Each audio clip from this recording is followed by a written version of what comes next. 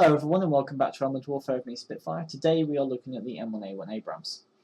The M1A1 Abrams, of course, being part of the Abrams line in Armored Warfare, which at the moment is the most powerful MBT line, having an average server-wide win rate of 50%, which is the highest among every single vehicle in the game. Well, every single vehicle line in the game. This is due to their powerful front, side, and turret armor. The turret armor on the M1A1 being apparently 1,100mm thick versus kinetic rounds. But this does not mean that the M1A1 does not come without weak spots. The turret ring is quite large as the vehicle model is currently slightly bugged. So if you see one, start plugging that turret ring. The lower glacis, as in this part, can be penetrated as well, but it is quite small.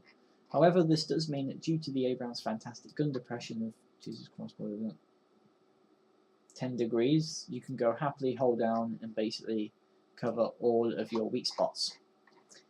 The M1A1 is also a relatively fast vehicle at a maximum at a 0 to 32 of 5.25 seconds, which is almost as fast as the T80U and the T90, meaning that you can happily go along with people.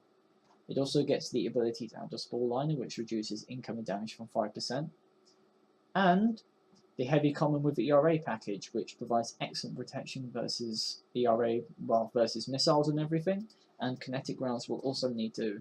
And they also provide a one-time protection versus kinetic shots, meaning that someone's looking at you from the side, they're either going to have to shoot you in that driver's bit there, which can also detract you, that bit there, or that side armor.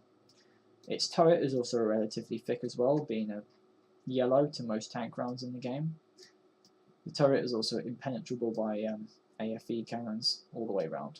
However, being a relatively big tank, you do have that huge ass thing there, and that entire zone is the engine block. So if someone gets behind you, you better be ready for an engine fire. The Abrams at the moment comes with an aim time of 1.5 seconds, 415mm view range, 7.7 second reload, and a chunky 2,800 hit points. Ammo-wise, I'm just taking full saber. You could take high explosive perhaps, but overall that's up to you really. Well, you can't take high explosive. It's weird. Consumable-wise, surplus parts, first aid cabinet, and energy drink to boost your crew stats, as well as a PvE rebuild kit. Retrofits-wise, this is quite the normal, which is improved gun breech, advanced muzzle reference system, and the spall liner, which combined with the vehicle's innate spall liner, which you can get for an upgrade, gives you an incoming damage reduction of 15%. Now, if you desperately wanted to, you could get that aim time down slower, but I wouldn't recommend it. You could also go view range for augmented optics or improved telescopic view range. But, you know, given that the tank is huge, I wouldn't go with the camouflage, but then again, that's up to you. The M1A1, like I've said, is probably the most powerful vehicle of its tier at the moment, apart from maybe the Merkava, but while the Merkava is slow, fat and heavy, the M1A1 has vastly better damage and penetration and speed. So, let's see how it does.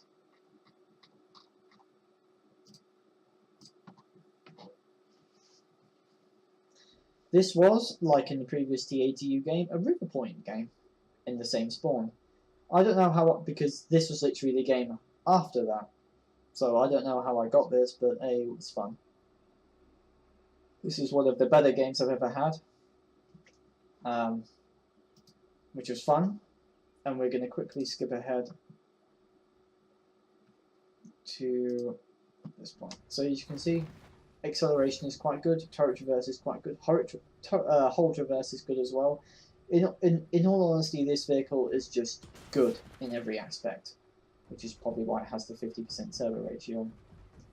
But anyway, this time we're going to go charging ahead, I think. The vehicle, of course, just look how quickly it picks up speed, it's fucking nuts. Alright, we've got that M1A2 Abrams over there, and I was initially thinking of pulling back all the way over there. I mean, starting to look everywhere, but of course Tau decides to go forward. I'm like, Tau, don't do it. But then of course the T90 joins in, so I have to go in as well. Now this was actually the best decision we could have made, so thank you, Tau. Tal also sent me a replay file as well, so I'm going to have a look at that. So now we're going to have a game versus this M1A2 Abrams, and I don't think this M1A2 knows what he's doing, but of course we've got that C1 Ariete there that is happily showing his sidearm to everyone. So of course, why not shoot him there anyway? But of course smoked as well. I thought there were going to be more people shooting at us, but now we've basically just got a bunch of base campers shooting behind. That T90 over there is going to be a thorn in my side, and of course I don't believe the M1A1 actually has any turret roof weak spots, as we've been shot 2 times and all that's done is module damage, which of course does reduce several statistics, but it doesn't really do. Oh wait, it does have a weak spot, 51 damage. Yay. So I'm getting a little bit bored of this guy at this rate. I really want to hurt this M1A2. I mean, of course, doing 57 damage. I'm not going to be able to kill him firing all of my shots. So at this point, it's kind of a stalemate. We are waiting for our 2 T90s and of course the M1A2 to come up with us.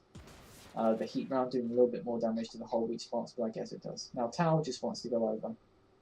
So I'm like, hey, why the fuck not? So now we're going to take on this M1A2, and this is going to show you where to shoot an Abrams, which is right in that big fat turret ring. I have no idea how that hit it. I think that ricocheted, but or the reticle is just bugged, but hey, it works. So anyway, yeah, the reticle is bugged. I'm actually shooting the its turret ring the entire time.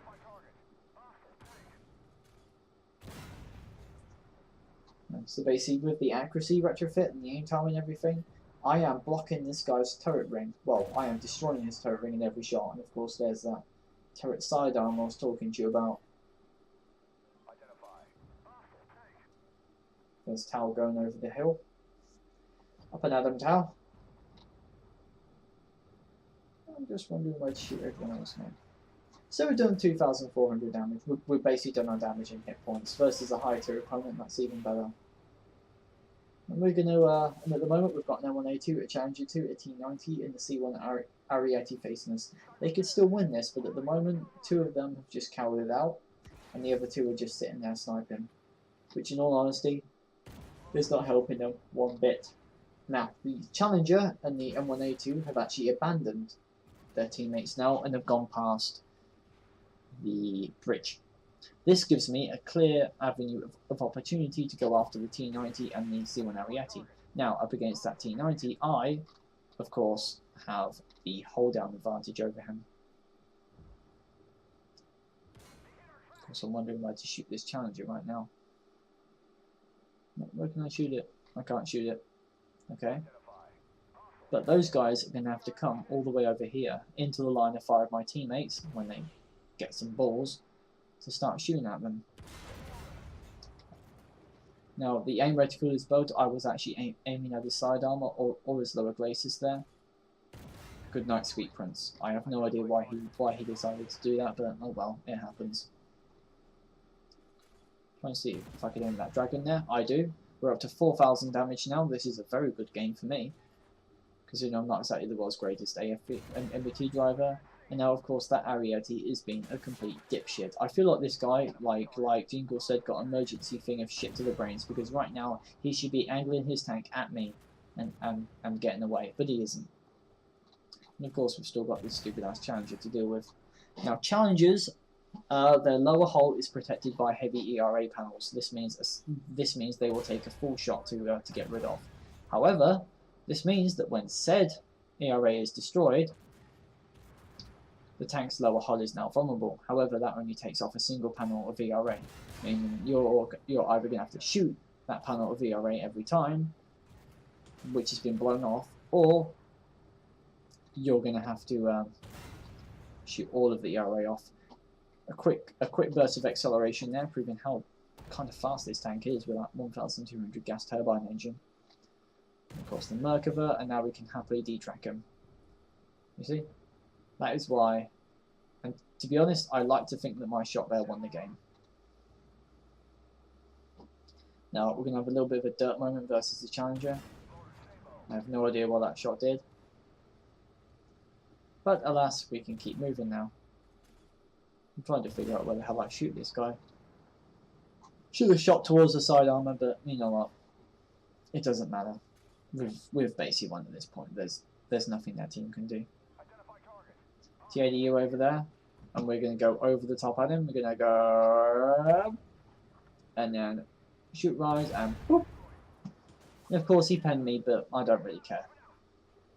Now, at this point in the game, I was like, can I get 8,000 damage like I did that TATU game before? Because that's really neat, isn't it?